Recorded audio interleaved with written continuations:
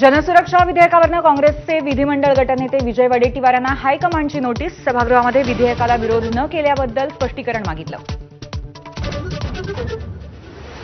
उद्धव ठाकरेंनी सामनाला दिलेल्या मुलाखतीचा नवा टीजर संजय राऊतांकडून जारी. 19 आणि 20 जुलैला प्रसारित होणार मुलाखत.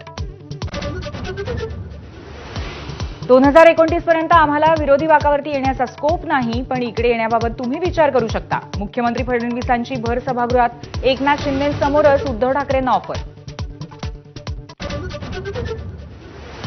अंबादास दानवेंच्या निरोप समारंभानंतरच्या फोटो सेशनमध्ये उद्धव ठाकरे आणि एकनाथ शिंदे एकाच फ्रेममध्ये. नजरानजर टाळताना शिंदे कॅमेऱ्यात कैद.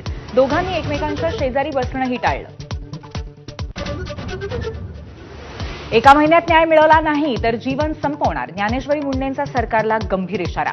मुलांच्या डोक्यातले मारेकऱ्यांना मारण्याचे विचार संपवण्यासाठी न्याय देण्याची मागणी. कोकणात होणार ऑटोमोबाईल हब. केंद्र सरकारचा हिरवा कंदील. प्रदूषणकारी प्रकल्प टाळण्यासाठी कोकणवासियांची मागणी केंद्राकडून मान्य.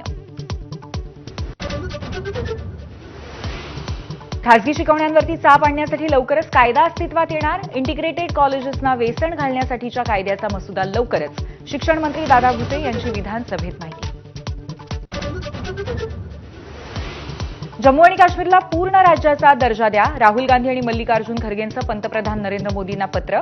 पावसाळी अधिवेशनातच विधेयक आणण्याची मागणी. मुख्यमंत्री ओमर अब्दुल्लांकडून स्वागत. जुनाट शस्त्रास्त्रांनी आजची युद्ध कशी जिंकणार? तिन्ही सैन्य दलाच्या प्रमुखांचा सवाल. आयात शस्त्रास्त्रांवरती अवलंबून राहण्यानं लष्कर कमकुवत होत असल्याचं निरीक्षण. लातूर हिंगोलीमध्ये पावसाची दडी. पावसाअभावी लाखो हेक्टरवरचं पीक धोक्यात. दुबार पेरणीचं संकट ओढवण्याची शेतकऱ्यांना. पुणे शहरातला पाणीपुरवठा आज बंद. पर्वती, चांदणी चौक आणि वारजेमधल्या जलवाहिन्यांच्या दुरुस्तीच्या कामांमुळे पाणीपुरवठा पूर्ण बंद राहणार. तर उद्या नवी मुंबईत पाणीपाळी. 18 दिवसांनी अंतराळातून परतल्यानंतर शुभांशू शुक्लांची कुटुंबासोबत भेट. प्रियजनांना भेटणं हे अंतराळ उड्डाणा इतकंच अद्भुत. पत्नी आणि मुलासोबतच्या भेटीचे फोटो शेअर करत भावना व्यक्त केल्या. पहिल्या वनडेमध्ये भारताच्या महिलांचा इंग्लंडवरती 4 विकेट्स राखून विजय. दीप्ती शर्मा, जेमिमा रॉड्रिग्स, प्रतिका रावलची दमदार फलंदाजी.